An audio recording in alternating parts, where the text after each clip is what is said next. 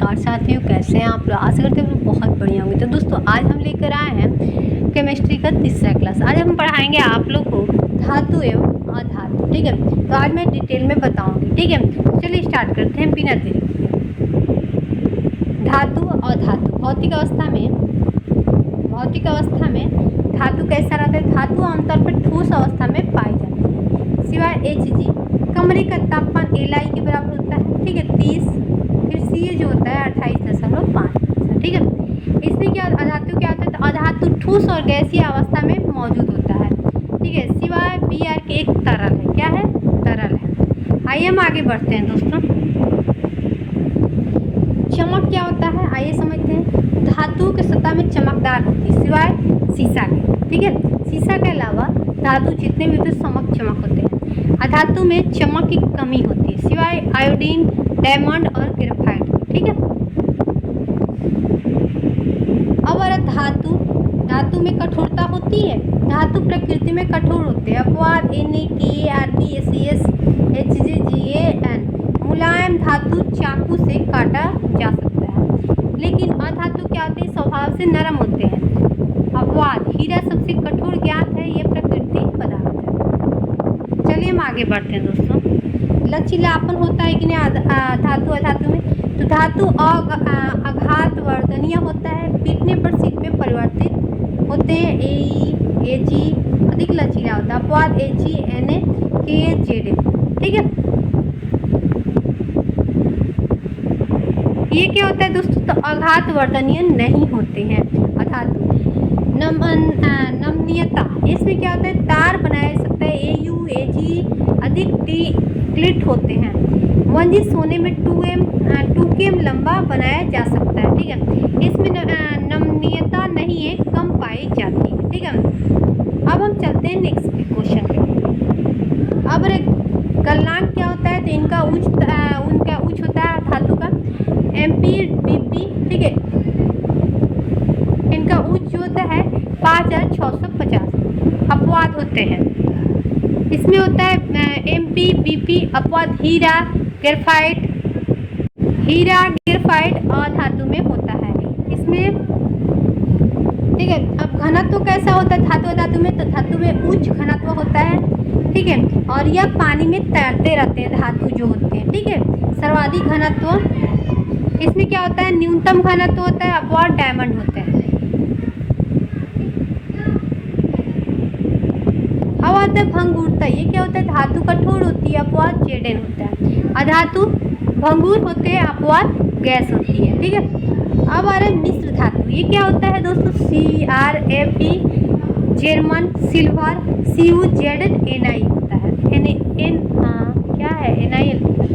एक मिनट, उसके बाद अधातु में क्या आता है दोस्तों, अधातु में आता है अपवाद carbon plus iron plus equal to steel, कुचालक होता है।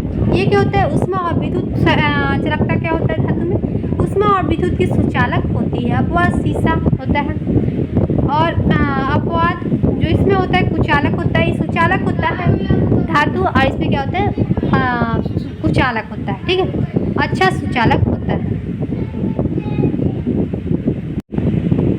अब यहाँ पे होता है गिरने और पीटने पर क्या होता है, धातु में ध्वनि निकलते हैं। देखिए अधातु में ध्वनि नहीं निकलती है।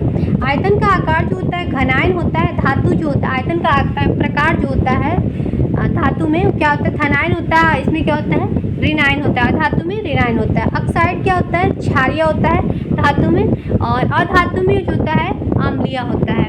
चलिए हम आगे बढ़ते हैं दोस्तों। अब अरे धातु के रासायनिक गुण क्या होता है, तो ऑक्सीजन के साथ धातु की अभिक्रिया हवा में जलने वाले लगते हैं, ऑक्साइड का निर्माण होता है। ठीक है, उसके बाद लगभग सभी धातुएं ऑक्सीजन के साथ मिलकर धातु ऑक्साइड बनाती है। धातु प्लस ऑक्सीजन मतलब धातु ऑक्साइड। ठीक है, अब आमतौर पर धातु ऑक्साइड क्षारीय होते हैं। क्या होते हैं, क्षारीय होते हैं। अपवाद जो होता है, कुछ धातु ऑक्साइड जैसे एल्युमिनियम ऑक्साइड, जिंक ऑक्साइड दोनों क्षारीय और अम्लीय स्वभाव में प्रदर्शित करते हैं। कुछ धातु ऑक्साइड जो क्षार और अम्ल दोनों साथ क्रिया करके नमक और जल उत्पन्न करते हैं, उसे हम लोग एम्फोट्रिक ऑक्सीडिस कहते हैं। ठीक है, चलिए हम आगे बढ़ते हैं दोस्तों। अब ये क्या करता है, हाइड्रोजन से अधिक क्रियाशील धातुएं कौन कौन से होती हैं, तो potassium, sodium, calcium, magnesium, aluminium, zinc, iron, nickel. ठीक है, ये क्या होता है दोस्तों, ये तीनों कैल्शियम, सोडियम और पोटासियम अत्यधिक क्रियाशील धातु है, ठंडा पानी में अधिक क्रियाशील होते हैं। ये क्या होता है, मैग्नीशियम जो होता है गर्म पानी में क्रियाशील पड़ता है। उसके बाद जिंक हो गया, उसके बाद एल्युमिनियम हो गया, फिर आयरन हो गया। ये क्या करता है, घटती रासायनिक क्रिया में भाप के साथ क्रिया करती है। ठीक है, अब हमारे हाइड्रोजन में कम क्रियाशील धातु है कौन को, कॉपर होता है, मरकरी होता है, सिल्वर होता है, गोल्ड होता है, पेल्टियम होता है, प्लेटिनियम होता है। ये क्या होता है दोस्तों, तो ऊपर H के ऊपर वाले धातु एसिड के साथ क्रिया करने पर H2 इन्वॉल्व होते हैं, कम क्रियाशील धातु होते हैं। ठीक है, आइए हम आगे बढ़ते हैं दोस्तों।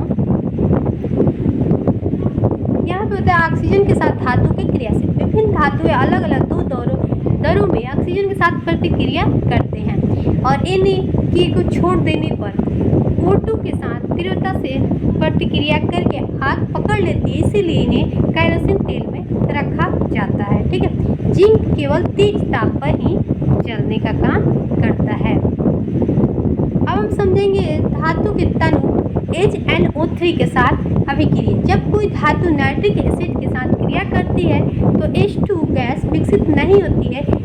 ऐसा नाइट्रिक अम्ल के प्रबल ऑक्सीजन की प्रकृति के कारण होता है।